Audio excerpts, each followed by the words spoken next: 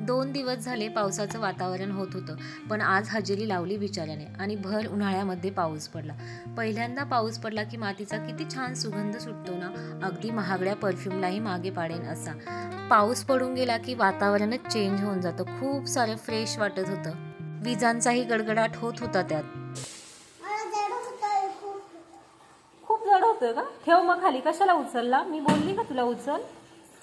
संध्याकाळचे 5 वाजले होते आणि शिवांची झोप झाली होती. भूक लागली म्हणून डबे शोधत होता. मग त्याच्यामध्ये काहीतरी भेटलं त्याला. मटार आणि चणे होते. मग बसला होता खात.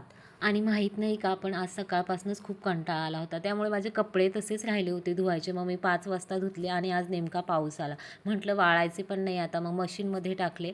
म्हटलं स्पिन करून मग वाळून जातील.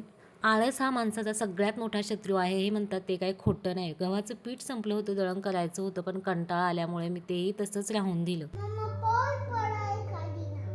काय पडलंय खाली? पाऊस. मग जायचं की नाही जायचं?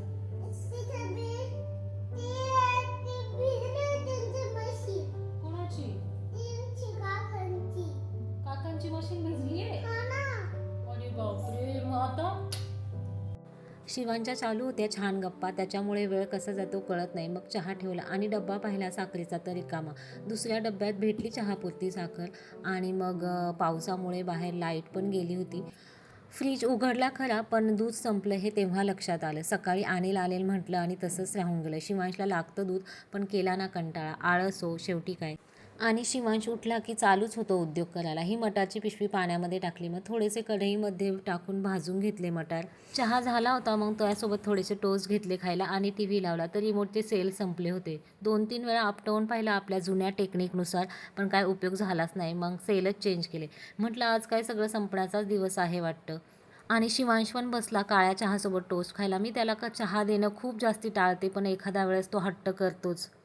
एवढ्या हौसेने टीव्ही लावला आणि नेमका रिचार्ज पण आजच संपला. तुमच्यासोबत होतं का कधी असं एकाच दिवशी? त्यानंतर पाऊस थांबला आणि बघताय छान असा दिवस मावळला होता. मग घरामध्ये दिवाबत्ती करून घेतली आणि म्हटलं चला, घरामध्ये बसून बसून खूप कंटाळा आला होता आज, तर म्हटलं खाली जाऊन येऊयात. अंधार पण झाला होता, पण शिवांशला मी घेऊन जात असते नेहमीच खाली एखादी चक्कर मारायला. मग खाली क्लब हाऊसला आलो होतो. तर बघताय पाणी साठलं होतं पावसाचं. त्याच्यामध्ये मुलांचं चालू होतं फुटबॉल खेळायचं. आणि परत पाऊस चालू झाला होता आणि आता जरा जास्तीच जोरात पडत होता. त्यात दूध पण आणायचं होतं. मग तिथेच थांबलो पाऊस थांबायची वाट पाहत.